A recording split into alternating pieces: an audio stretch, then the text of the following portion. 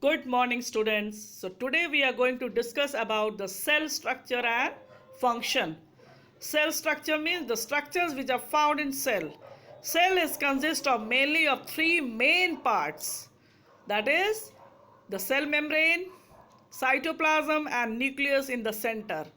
So cell membrane is the outer part and cytoplasm in the middle and nucleus in the center. So let us see the cell structures.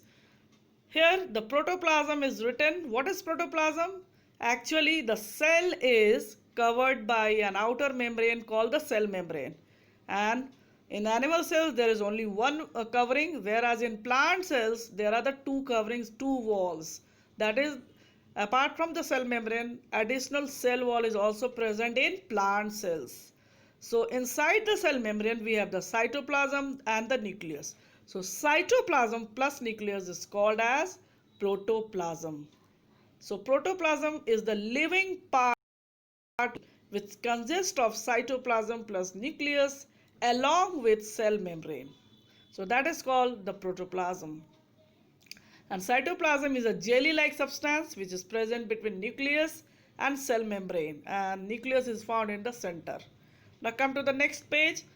Basically there are two main types of cells: animal cells and plant cells. So animal cells are oval in shape, whereas plant cells are rectangular in shape. In animal cells there is only one wall, that is called cell membrane, whereas in plant cells, apart from the cell membrane, there are the cell wall.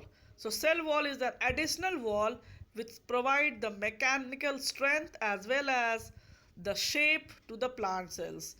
Vacuole is big in size, that's why the nucleus is situated at the corner, whereas nucleus is present in the center in the animal cells. Cytoplasm is present in both cells in which the organelles floats. Mitochondria is an organelle which is found in both cells, which is called as the powerhouse because it stored the energy in the form of ATP. And the vacuole, whereas the chloroplast is present in the plant cells, which gives the chlorophyll and which gives the green color to the plant, and as well as it helps in the photosynthesis. So these are the main different parts found in the animals and the plant cells. So now come to the typical cell. A typical cell consists of the following parts when we see this cell in a microscope, in an electron microscope. So this is an animal cell in which in the center we have the nucleus. Nucleus consists of the DNA, and nucleus is surrounded by the endoplasmic reticulum. So the endoplasmic reticulum are of two types, smooth and rough surface. And lysosome is present, which is called as suicide bag. Then we have the cytoplasm, then the cell membrane, centriole, periosteum, vacuole.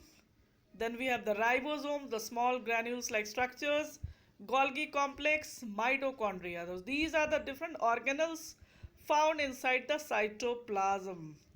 So all have the different functions and but who control the activities of the cell? Nucleus. Nucleus control the activity of the cell, and also it contains the genetic material which is called as DNA. So let us proceed to the page number 112. So all cells are bounded by an outer covering called the cell membrane. The cell membrane is also called the plasma membrane. The cell membrane is the living part of the cell because it takes parts in division, cell division. In plants, there is an extra covering over the cell membrane called the cell wall. So cell wall is an extra covering. The cell wall is hard, rigid and non-living in nature, and this provides the mechanical strength and toughness and shape to the plant cells. The living part of cells, including the cell membrane, is called the protoplasm. So protoplasm means cytoplasm plus nucleus along with the cell membrane. So cell membrane is the living part. So that's why it is along with the cytoplasm and the nucleus constitute the protoplasm. Protoplasm is again divided into cytoplasm, the jelly-like medium that fills the cell, and the cell organelles. The cell organelles are the small organs found inside the cell. All living cells constitute these basic structures. Organelles are the structures inside the cells that have specific functions that contribute towards the overall functioning of the cell. Underline this line. So organelles are the structures inside the cells that have specific functions that contribute toward the overall functioning of the cell. So underline this line. So come to the structure of cell and its parts. So before we begin to study each part, let us do an activity. Activity is to observe the structure of a single cell, that is the hen egg. So we will take an hen egg, a beaker, vinegar, blue dye is a color, a plate, a needle and a torch. So what are the procedure? We will take the egg in a beaker and soak it completely with vinegar. Then add blue dye to the vinegar. Keep it overnight. So we will keep this egg for the whole night. Now you might need to drain out the solution. So in the morning we will drain out the solution and soak it once more till the egg get completely dissolved, and gently pierce the soft outer covering with a needle and let out the content of the egg on a plate. So we will keep for overnight and then again soak it till the egg gets completely dissolved. And then shine a torchlight and you will observe the content. What you will see? You will see that since when the egg cell is completely dissolved, it is actually a cell. However, egg is a special kind of cells which carries enormous amount of food in the form of yolk, egg yolk, the yellow part. So white part is called the protein and the yellow part is called represent the nucleus, which resembles the nucleus, and it is called as egg yolk, which has the enormous amount of food. So that is about the egg, hen egg, which looks resemble the cell. Now come to the different parts of the cell. So here number one, it is written about the cell membrane. So cell membrane is the outer part. It is also called the plasma membrane and it is a double layer membrane. It marks the boundary of the cell and allows only certain things. That means it is semi-permeable. It will only allow the certain things to enter or exist. So this is the cell membrane, which is also called the cell plasma membrane. So this is found in both animal and in the plant cells. Next is cell wall. Cell wall is found only in plant cells and it is non-living unit. Cell membrane is living unit whereas cell wall is non-living unit. It is an additional layer of outside the cell membrane. So cell wall is present only in the plant cell and is an additional layer outside the cell membrane, and it is made up of cellulose, this one. So it is rigid and tough and it gives the plant its shape. So this is the cell wall. Next we have the Golgi body, the Golgi apparatus or Golgi body. It is made up of sac-like structure. See here, sac-like structure, and has a long tube-like structures found. It helps in the movement and packaging of the materials within the cells. So this is the function of Golgi complex or Golgi body. Next we have the mitochondria. You all know that mitochondria is called as the powerhouse.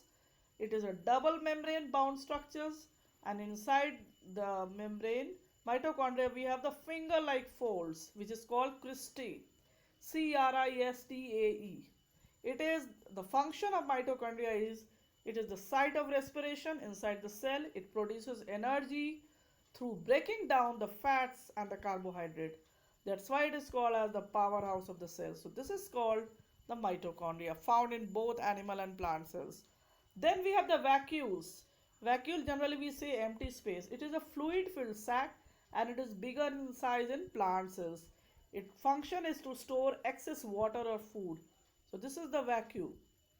Then we have the lysosome. It is a single walled sac-like structures filled with protein called enzymes. It is called as the cystine bag because it helps in digesting materials inside the cell or other bodies entering the cell. So bursting of lysosome could digest the entire cell. Hence, they are called as seaside bags. So, this is the lysosome, also called as seaside bag. So, you have to learn all the names, their structure, and their function also. Now, come to the next page. Ribosome, small granules like structures present in the cytoplasm or attach with the endoplasmic reticulum. So ribosomes are the small granules like structures. See here, it looks like this, and these are present in the cytoplasm and also attached to the endoplasmic reticulum. When it is attached to the endoplasmic reticulum, then the endoplasmic reticulum is called as the granular endoplasmic reticulum, smooth or rough. So rough means when ribosome is attached to the endoplasmic reticulum. Its function is it helps in the synthesis of the various protein and enzymes. So this is the function of the ribosome. Then we have the endoplasmic reticulum. So endoplasmic reticulum ER, it is of two types, smooth endoplasmic reticulum and the rough endoplasmic reticulum. So smooth means it does not contain the ribosome and the rough means it contains the ribosomes. It is a network of tube-like structures with or without ribosomes. If ribosome is present, then it is called rough endoplasmic reticulum. If ribosome is not present, then it is called the smooth endoplasmic reticulum. It helps in synthesizing the packaging and the storing of cellular materials, and it looks like this. So it just near the nucleus, surround the nucleus. So these are the main parts found in the cytoplasm, the organelles, and the nucleus is present in the center. In the next class, we will discuss about the nucleus. That's all.